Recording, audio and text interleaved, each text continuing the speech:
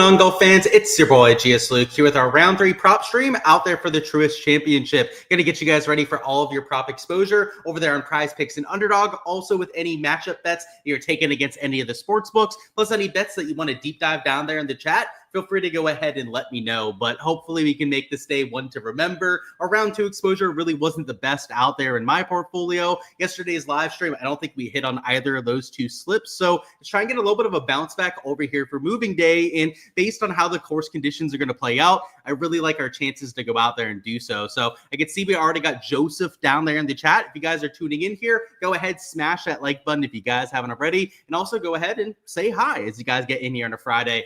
We got a little whiskey in the cup, and it's a brand new brand that I've never tried before. So I brought the bottle so that I can remember it. It is called the 13th Colony Distilleries, and I've only had a few sips at this point, but it seems pretty smooth, which is what the guy at the liquor store said. So hopefully it leads up or lives up to its reputation, as they said, and we can go out there and have ourselves a day. What's going on? Lenny says you're heading over tomorrow for your first ever event.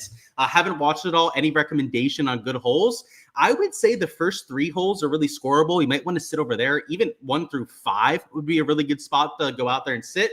Maybe you could follow some of the better groups that come through 1 through 5, because you're going to see a lot of birdies there. Potentially players even going 3 or 4 strokes under par. So I would go there. Maybe 16, that's a difficult par 3. And then 17 and 18 are also pretty difficult setups. So you might want to look for some of those holes. So it kind of depends on whether you want to see the harder holes or the easier ones out there towards the front. But let me know anything else that you're curious about out there. But if it's your first time heading to an event, have fun out there, I would say. And my best recommendation for watching golf is if you want to see as many groups as possible, walk against the flow of traffic. Make sure that you're going like from the greens back to the tee boxes, because you're going to see players twice as quick as you do so. So we got LF down there.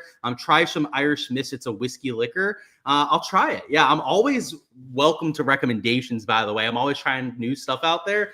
And that's what I do with the guys at the liquor store. I'm like, hey, hit me up with a new whiskey I haven't tried before. And that's what they recommended. Cheers to you guys out there, and let's hop on into what we got for tomorrow. Let's get a good test of that one there. I'll give it a 5.5 or 6 out of 10. I'm not quite sure I love it quite yet, but maybe it'll grow on me over the night here. But let's start with these scoring averages. Like you can see at the Truist at the top. We're going to come back to the DP World Tour stuff later. So we're going to focus on these first 5 columns up here. You can see it played a whole lot harder than round number 1. Now, that was partially something that we predicted yesterday. It was going to be cooler, also much more wind out there in the forecast.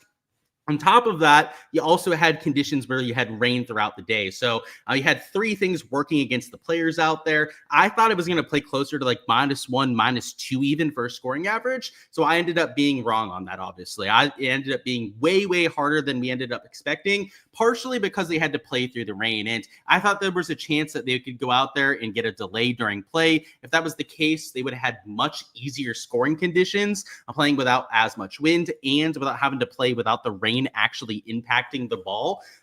If you've ever played golf before in the rain, you would know that actually during the rain itself, that it's extremely difficult to go out there and score. But afterwards, you tend to see a return with the scoring. So, out there for tomorrow, where they're not expected to have a whole lot of rain during play, I think the scoring is going to get a whole lot better. So we'll talk about the weather here in a second. But these averages that you see on the screen here are, I think, going to improve pretty drastically out there from day to day. So the scoring average, I would put closer to 1, maybe 2 strokes under par. Birdie average, probably going to be closer to about 4 per round. Bogey average going to go down quite a bit as well. I would say most likely closer to about 2.5 per round. Your fairway average likely going to go up a little bit, and then your green average, it's not going to go the whole way up to the 14.4 that you had for the first day, but something close to 13.3, maybe even 13.5 greens of regulation per round is, I think, very realistic. So we'll talk about the weather here in a second. It is going to have quite a big impact over there for our round 3 exposure, but in general, I don't think it's going to be as penal as what you had for today. but it's not going to be an easy setup either. So as you can see with this forecast in the morning in particular, it is going to be extremely cool. Today, it was cool for almost the entire round, but you can see there tomorrow morning for at least the first 4, maybe 5 hours of the day, you're talking about sub 60 degree temperatures. So anytime it's in that 40s, 45 degrees is extremely cool for this time of year. Also, when you add on top of that, the fact that you have 30 to 35 mile an hour wind gusts, I think these morning players that are going off on your first hour or two of tee times might actually struggle out there tomorrow morning. So though the scoring average for the field might be like 1.5 under par, I think that the first 5, 6 groups out could play to an even par or potentially an even over par scoring average. But as the day goes on, as you can see on this forecast, middle guys tend to have a little bit less wind gusts compared to the guys going off earlier. Then as you get into the afternoon, not only is it much warmer than what you had there in the morning, in fact, it's about 20 degrees warmer out there in the afternoon.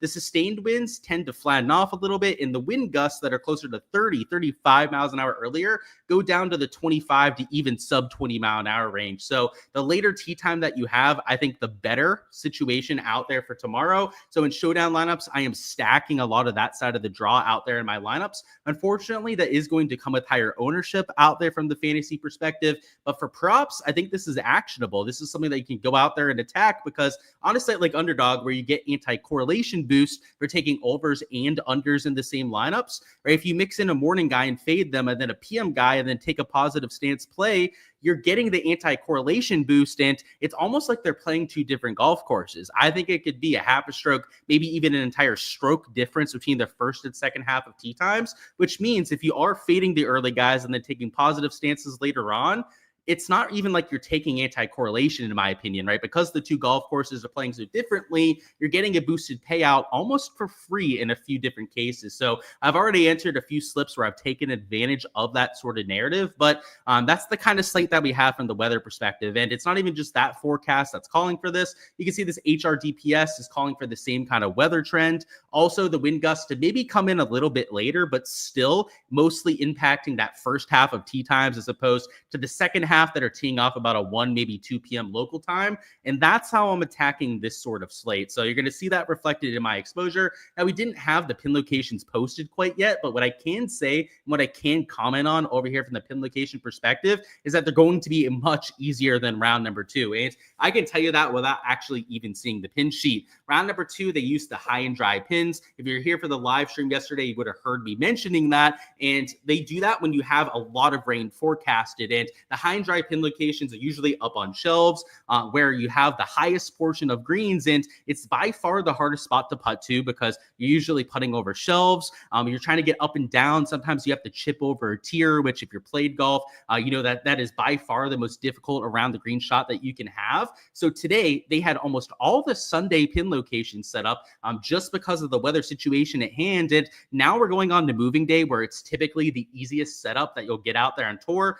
They had to skip a lot of the easy pin locations from hole 2 because of that high and dry setup. So you have moving day and maybe some of the leftover pins from round 2 that they didn't use. These pin locations, we don't have them quite yet. I'm going to be confirming this later on myself to make sure I can add some exposure on top of it. But I think it's going to be a very easy pin setup. So while the early guys might struggle a little bit with the conditions working against them, later on with winds, and let's go back to the HRRR just because it is typically the most accurate.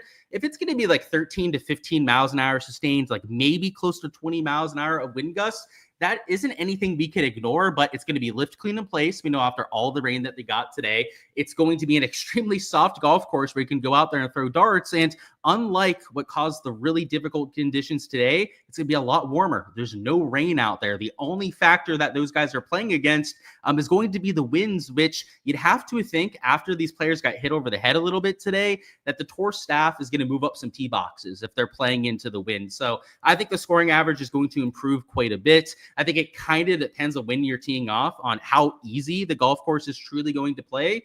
But you can take advantage of that, as I said, as well. So we have the shots gained metrics here. I'll be referring to those as we go through some of these plays that I've already taken. By the way, with tee times, it is two sums off of hole number one. So I did mention that over on the fantasy live stream already, but from the prop perspective, it's worth noting that unlike the three sums for the first few days, it's two sums and they're starting at the back of the pack. So your guys that are towards the bottom end of the leaderboard, Justin Rose, he shot a 77 today. He tanked a lot of good lineups for me. So that was an unfortunate play that I went out there and used. But they're starting at the bottom and moving forward. So those guys that are towards the top that are getting the better conditions are also your best form players. The best guys in the field in general, the guys starting in the top 5, top 10, which is another reason that makes them a good play for some positive stance plays. And, on the flip side, right, if we're looking for some fades, guys playing in harder conditions, these are also the guys this week that are playing the worst golf, that are maybe struggling from tee to green over the first few rounds. It's, I think, a very favorable slate to go out there and structure your cards that way. And on a site like Prize Picks, which at least earlier didn't have a PGA board quite yet, you're not going to get a payout boost for taking an over and an under together. But over here on a site like Underdog, if you take an over and an under, you're going to get over that 3x payout. So I think it's a perfect slate to put a lot of your exposure in over there in Underdog, just because of the kind of weather situation that we're getting. So let me see if there's any last second questions before we talk about some props that I like here for tomorrow's round. Let's see. He said, thank you, of course. Yeah, any questions about specific bets, feel free to go ahead and let me know. But we're going to talk about a few of the props that I've already played myself. So again, Prize Picks still hasn't posted their board yet, but a lot of what we say here in Underdog, you can translate over there to Prize Picks and use it. So the first prop I want to talk about is this Justin Thomas over on birdies. I got it without this multiplier, so that's where it pays to be a part of my Patreon page. By the way, my Patreon page is where you can find all my exposure that I'm playing for any given round. So if you're curious where I can find all of the live props that I'm going out there and entering during play, all the props I'm entering after we get off live stream here, the Patreon page is where you can find all of that. So link in the description of the video to go out there and join my Patreon page. It doesn't cost me an arm and a leg to join over there either. It is just $15 a month. Not only do you get access to every single slip I'm entering on Underdog and Prize Picks, but also all the stat averages for every single round. We'll be adding the Myrtle Beach ones here later on after that play ends up getting finished up. Also, weather reports out there for all these different events, the exposure, all the thought process behind why I'm getting to all my plays, as well as access to the Discord community where you can learn even more about going out there and betting golf. So make sure to check out the Patreon page if you want to see these before all these end up getting multipliers. So it's this Justin Thomas prop, and then I paired that up with a Russell Henley under on greens, where this one also I took without a multiplier. So if you played this right now, it would only be for 2.38x. I played this for 3.12x. So I would say as of right now, you might want to avoid these two in particular. But the reason why I point them out is that when we get them on Prize Picks, I think there's a good chance that they post Justin Thomas just at 4.5 birdies. So I think you could probably get him without this sort of multiplier over there. So make sure to do your line shopping, see if he's available over there on that site when they post their board. And then Russell Henley, I'm not sure if they're going to post him at 13.5 birdies, but greens, but he was like minus 140 for his under. I think there's a chance that Prize Picks also post him over there at 13.5. So if you can get these same lines over there for a 3x payout, as I was mentioning before, they're not going to give you the 3.12x. On Prize Picks, you're going to get maxed out at 3x out there on that two-leg slip. But if you can get 3x, that's a whole lot better than this 2.38x. And the reason why I like these two, and though you can't enter them at Underdog right now, maybe on Prize Picks we can find that value later on. I want to give you guys the thought process of why I liked these two, because it's important for what we do going forward here. So let's start with the Justin Thomas one. So JT has a later tee time. That's going to be advantageous. And if we take a look at the sportsbook line value out here on JT, you'll see that he's minus 130 for his over. So he's not like minus 140, minus 150, where it's truly into that plus EV range.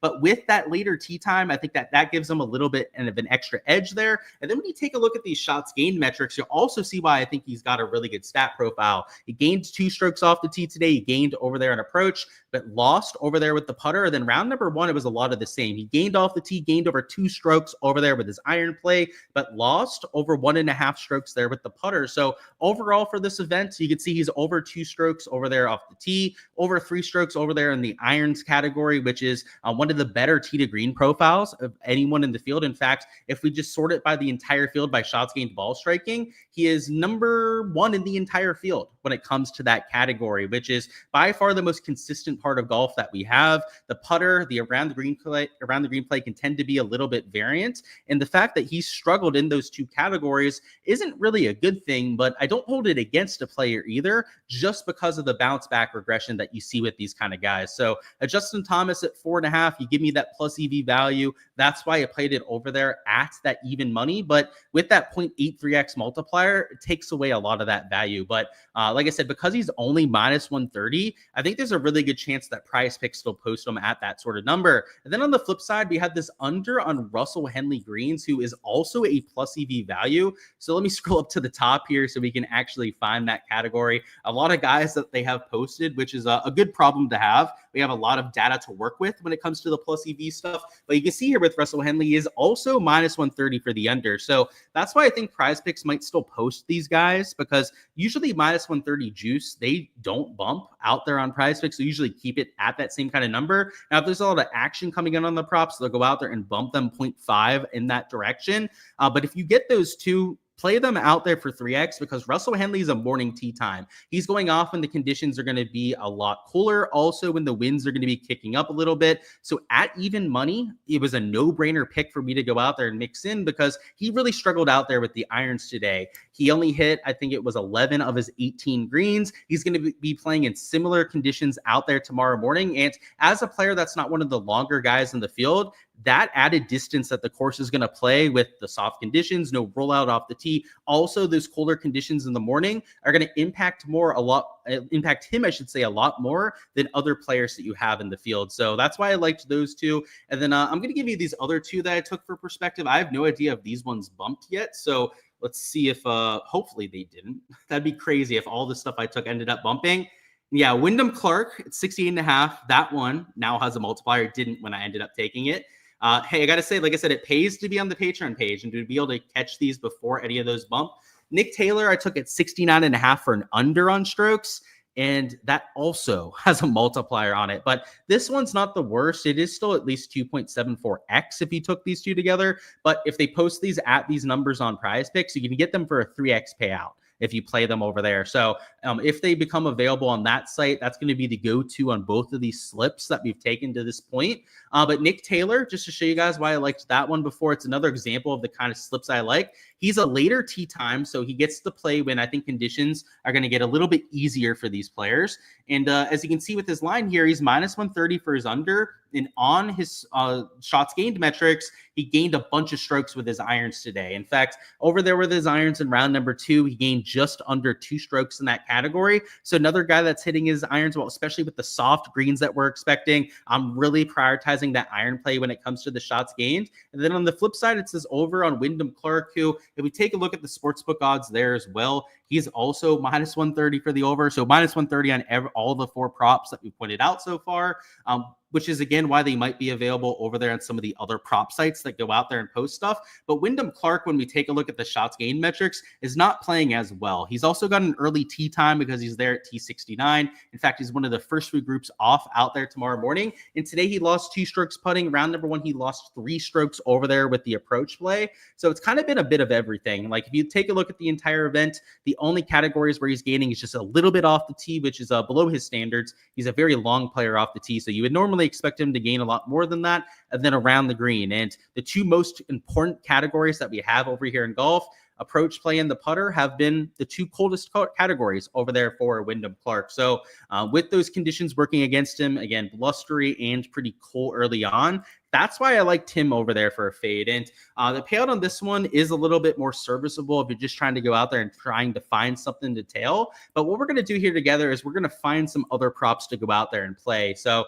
Patreon page, again, a lot of incentive for going out there and joining over there, but I'm not going to leave you guys completely hanging on a plus EV slip. So what we're going to do is we're going to employ that same kind of strategy. So let me go ahead and refresh this just so that we have all the latest lines. And then I want to make sure that Prize Picks hasn't posted their board yet, because if we can find those 4 props that I already like and have already played for today, I'd like to be able to give you those over here on the Prize Pick side for a slightly more respectable payout. So let's see. So still no PGA board posted, so I can't give you guys that slip over there, but let's see what we can cook up over here in Underdog before we leave.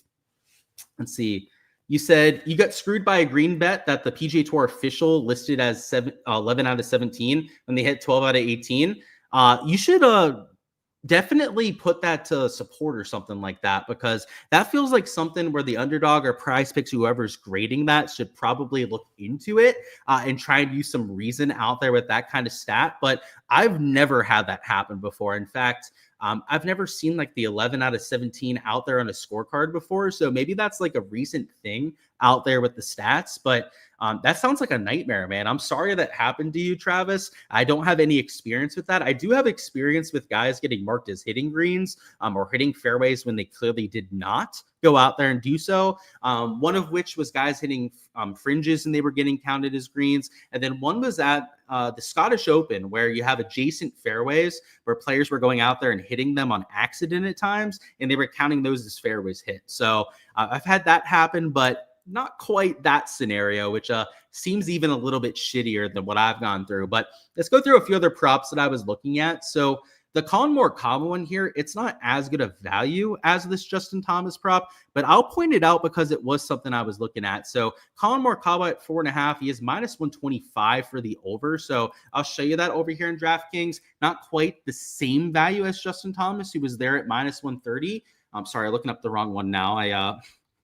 My bad there. So Morikawa there at that minus 125, but he's also playing well with his approach play. So, he checks a lot of the same boxes. He's got the later tee time because he's there at T4. All of that very favorable. And his best categories this week have been off the tee and on approach, which is exactly what we're hoping for. And it's not even like the putter's been terrible. He is still into the positive over there, but he's not carrying his game with the putter, which is nice to see, because if somebody's gaining like 3-4 strokes over there with the putter, a lot of times that comes back down to earth at some point. So yeah, Colin Morikawa might even be somebody I still play here at that 4.5.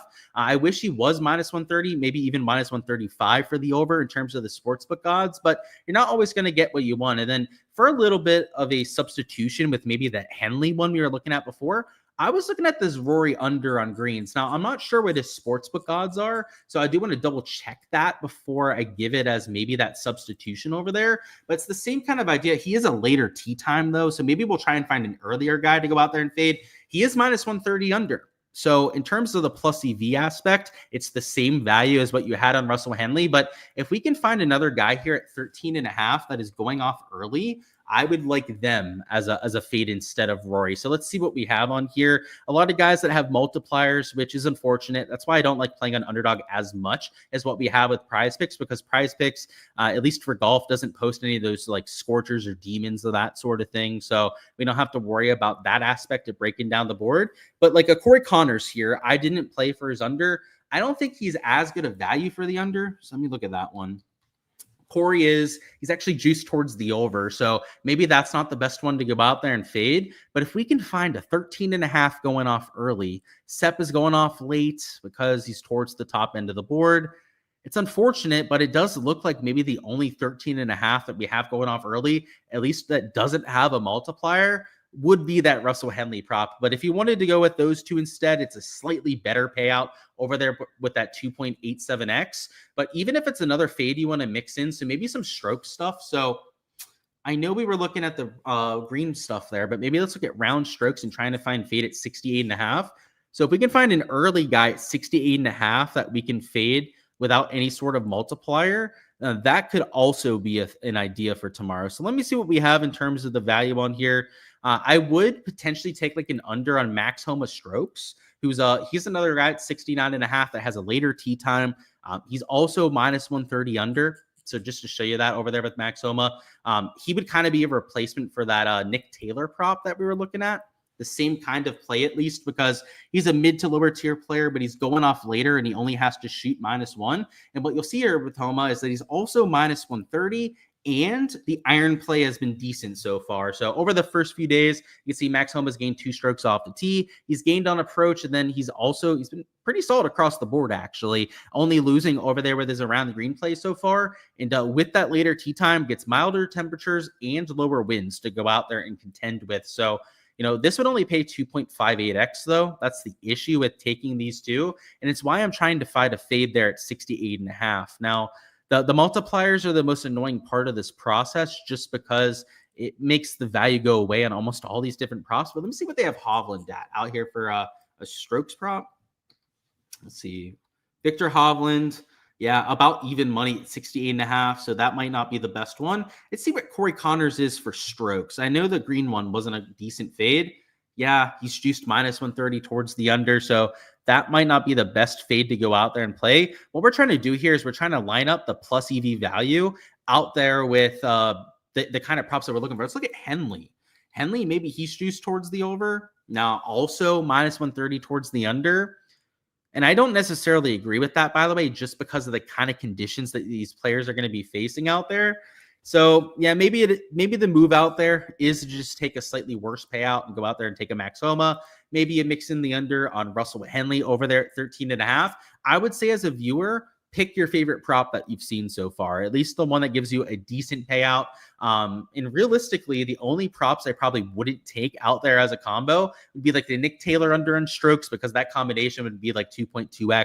It's not going to pay you nearly enough. And then like the Justin Thomas over on birdies, right? That would be like another combo I might avoid based on what we've shown so far, because you can see there it's only a 2.14x payout. But out of all the other stuff that we've gone through, Homa, a lot of the fades that I pointed out, like even that Wyndham Clark fade, like I think you could use in this kind of situation. Let's see, where's Wyndham Clark? I just want to see what the exact payout would be out there in that combination. Like 2.98x is pretty close to the 3x payout that you could get on Prize Picks. And maybe they even have these props on Prize Picks that you can take for just that 3x payout to go out there and start with. Always line shop, always find the best value that you can. And over there on my Patreon page, that's what you can definitely count on out there for my exposure. Not only all the stat averages, all the weather, all the different slips that I'm going out there and playing, but I'm going to look for the value. I'm going to show you how you can go out there and line shop and be a better of PGA and have a lot of fun in the process as well. It's a lot of fun to go out there and have these sweats. Sometimes the 0.5 hooks go our way and we have a really big day. Sometimes they go against us and it's a little bit heartbreaking, but that's all the fun of going out there and betting these player props. The lines tend to be pretty accurate, which gives you a whole lot of sweats out here for these different slips that you're entering. So that'll be the slip that we go out there and take for the stream here. If you wanted to, take the other fade we did instead, the Henley one, you could go out there and do so. I'm a huge proponent, by the way, of playing what you're comfortable with. So that's why you'll always hear me mention alternatives, mention different ways you can go out there and get exposure, because I'm never the person to just expect you to blindly tail me, right? That's why I give you my perspective on why I'm getting to certain plays, so that if you agree with it and you follow that same kind of train of thought, you can go out there and get that exposure. And if you don't, that's totally fine. I'm perfectly accepting of that sort of thing. In fact, I do it with a lot of other content I watch. I don't agree with everyone I go out there and watch, whether it's on Twitter or over there on YouTube as well. But what I do agree with, bits and pieces out there from different pieces of content, I'm not afraid to go out there and incorporate myself. So that's what I expect out there for my viewers. And if you can take some value from that, then I've gone out there and accomplished what I'm looking to do out here for round 3. So smash a like button if you guys haven't already quite yet. Also, go ahead and subscribe to the channel so you guys don't miss any of the content to come, because for round 4, we're going to be doing the same thing out there for tomorrow. But before we hop on out of here, I do also want to look at some of the matchups that we have for tomorrow. So let's go to the matchup tabs and let's go to just some of the 2-balls that they have posted on here, because I like these kind of markets where we don't have to worry about the tie. This 3-ball market, three-way market, you might get slightly better odds on some of these different players, but that tie becomes rather annoying when it's not a void that you have. So we're going to go through some of these 2-balls. By the way, any Underdog or any Prize Picks stuff that you want me to go through, some Eurogolf stuff, by the way, just to kind of touch on that super quickly here. It played 0.21 over par and played to a 3.33 scoring average. But what I will say about the DP World Tour is that you had so many ambers and shitty guys at the bottom of the board that this scoring average isn't really indicative of the true scoring average.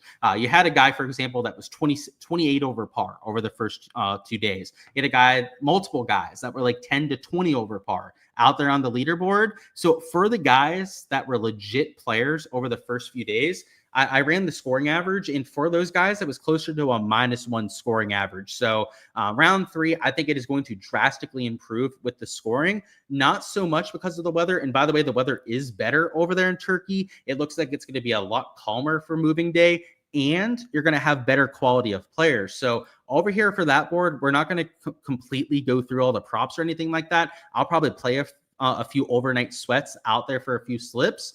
But especially when we get the prize picks board, we can go out there and like enter combo slips out there for 3x. That's the main reason I'm holding off on entering some of the DP World Tour stuff right now. But unders, it is a par 71. But for guys to go out there and shoot -2 is, I think, within reason, especially if you can find somebody that's been in form over there on the DP World Tour. So kind of looking at this from a first glance, like a lot of these guys don't have the best form. Like Ding Wenyi there does. He played really well in the Asian swing, especially over there in China. But he's down there at 69 as opposed to 69.5. Like maybe a Matthew Jordan, he would be like a talent level play over there at 69.5. I'll explore this a little bit further later on after we get some of those prize picks props to go through. But what we're going to go through right now is going to be focusing a little bit more so on that matchup side. You said Gary Woodland's playing well again, should do well at Quail Hollow, or will he? I think he sets up well for it. I mean, he's a great driver of the ball. You have to be a great driver to play well at major championships around Quail Hollow. And the putter can be an issue, but it's going to be new green setup. That's going to trick up some players, I think, around Quail Hollow. By the way, the new greens are also going to be extremely firm around there. So a good course fit. And I think that if it's going to be a harder putting setup with the fact that you have those new greens, that favors somebody that's not as good of a putter as like a Gary Woodland. He said Sam Bairstow could do well over the weekend. I'm going to take your word on that because I haven't watched as much over there on the DP World Tour side. And he's at 69.5. He was one of those guys that doesn't have that even number on it. Like Jordan L. Smith, he's a class player. Like I'd love to go out there and take an under on Jordan L. Smith if he was at 69.5. Maybe Bairstow's worth a few looks. I have to take a look at some of the stats from the first few days. But yeah, if it checks out, man, I might be on there with Sam Bairstow for the next few days. But let's see what we've got to go through here. So you got Rose versus Michael Kim right off the bat. These are going to be a lot of slapdicks down towards the bottom. So we're actually going to start at the top of the leaderboard and work our way up, just because I know a little bit more about the shots gained metrics with these guys towards the top. And I think there might be a little bit more value available on these sort of guys. So Rory versus Morikawa, like, yeah, Rory should be the favorite. So let's just move on from that one. But Bhatia versus Siwoo, both ball striking it pretty well. Siwoo Kim, though, he is ball striking at a lot better than Bhatia, at least based on round number 2. Just to show you the comparison between these two guys, let's actually go over to the matchup tab over here on Bet the Number. So let's put Akshay Bhatia in there, and it's Bhatia and Siwoo Kim. So Siwoo Kim's the one that I would go out there and bet personally. And if you take a look at the round 2 stats, you'll see why.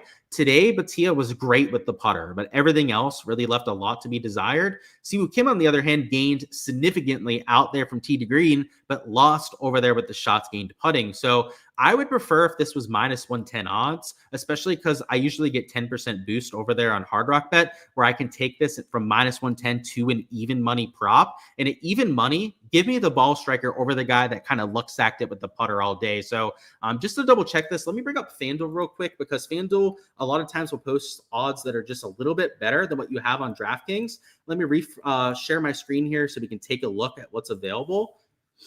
Because, yeah, -110 would be really nice to grab, because if I can boost that by 10%, that would be ideal. But let me see. Do we have the 2 balls posted? Is that what this is here? No, it's top X finish. These matchups, I don't think these are actually the head-to-heads that we're looking for here, but let's see.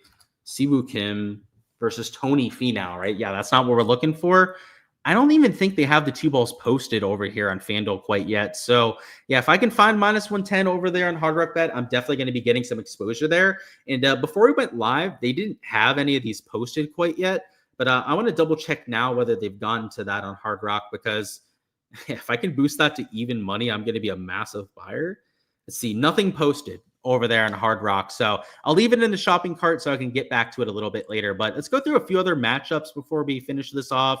Cantlay is a massive favorite, but there's no way I'm going to bet him at that sort of number. Jaeger versus Dietrich. Let's look at the shots gained metrics between those 2 players. So there's Dietrich. Let's bring up Steven Jaeger. So it favors Dietrich definitely between these 2, because from tee to green, he's favored in every category. Then, of course, Jaeger was the guy that was gaining a little bit more with the flat stick.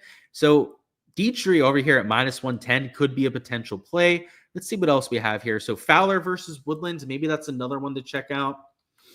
Let's see, Fowler versus Woodland. go. Yeah, and that one would be favoring Gary Woodland significantly, right? He lost with the putter, but was gaining from tee to green, and then the exact opposite over there with Ricky. These are all like the same kind of plays, but they're the exact kind of plays that I'm normally looking to go out there and play. So let's look at Finau versus English here too. That's an interesting one. It could be the same kind of scenario just based on what I saw today. So not as extreme out there on that example. Stevens versus McCarthy. Oh, excuse me there. A little bit of a hiccup. Let's go Stevens versus McCarthy. There's Stevens. There's Denny McBuckets. So other than off the tee, it does favor Sam Stevens. That's actually not my favorite matchup there either. These first three that we went through, and I guess we got lucky with those being the first ones that we actually looked at, were the exact kind of matchups that I'm normally looking for. Let's go Poston versus Burns. I'm kind of curious on that one. It's probably going to be a wash, though, because I know Burns was kind of all over the place today. Let's see. Yeah, that one's kind of a wash between those two kind of players there. Let's go Taylor versus Van Rooyen. Both of those guys are kind of ball striking it well. Keegan versus Fleetwood. Now, I kind of wish this was like plus 115, maybe slightly better odds than what we have there with Keegan, but that's one where I think the ball striking favors Keegan over his opponent there, who was Tommy Fleetwood. Good old Tommy lad. He should have played well today in the conditions that you had, but he didn't go out there and do so. That's another one that's kind of close to a toss-up there. So yeah, I'd stick with these three. So I like the fact that they're going off later when the conditions might be a little bit more predictable than what you have early on. Earlier on with the winds, the colder temperatures, it could be a little bit of madness. I think a lot of bogeys going out there being made by players. But these are three examples of guys that have been ball striking it well, going up against guys that were kind of luck sacking it with the putter, which is exactly what I'm looking for out there in these kind of matchups. So you can parlay them if you want to. You can play them straight. That's probably what I'll do. I'll play them for straights over there on a site like Hard Rock. And if I can get these sort of odds, if not better, over there on that site, those are going to be the kind of spots I go out there and take. Now, if it's like minus 130, minus 125 out there in these sort of spots, I might skip those ones and just move to the one or two other ones that I'm getting comparable or better odds on. So that's what I do out there for the matchup market. It's a lot of the shots gained analysis that we were talking about before. But for all of that, and of course, for all the Underdog and Prize Pick slips as soon as I'm getting to them, make sure to check out the Patreon page for all of that. But that's all I've got out here for the round 3 live stream. I've got to get out of here, get to a dinner or then a casino run that I'm doing with some of my buddies. Gonna play some blackjack, maybe use some poker out there in the poker room, try and take some people's money out there that are drinking a little bit too much. But best of luck out there with all the exposure that you're getting to for tomorrow. That's over there in DFS or over here with the prop and betting side, like we went here with this live stream. And on top of just going through some of the prop stuff that we've done here with the live stream, I also do have the DFS sheet, of course, that I post for every single round, where you can find all my DFS stuff out there for tomorrow. So that's got my entire player pool on it, also projected ownership and projections out there for round number 3. And not only am I a tout that shows you all those things, but also why I'm getting to all the different plays that I am. So if it comes down as like a yes with this BS, that means I'm playing them because of their ball striking prowess, how they played out there in round number 2. YSG means that they're a short game regression candidate, somebody that's due to gain more strokes around the green and with the putter. And then these high upside players, these are guys that just score a lot of raw Draftkings points, that go out there, outscore their placement position because they're extremely aggressive players. You can find all of that over there on my Patreon page as well. But that's all I've got, guys. I appreciate all your support here on the channel as per usual. If you haven't already smashed that like button, you're an absolute slapdick. Go ahead and rectify that before you hop on out of here. But I hope to see you guys out there for the round 4 live stream tomorrow.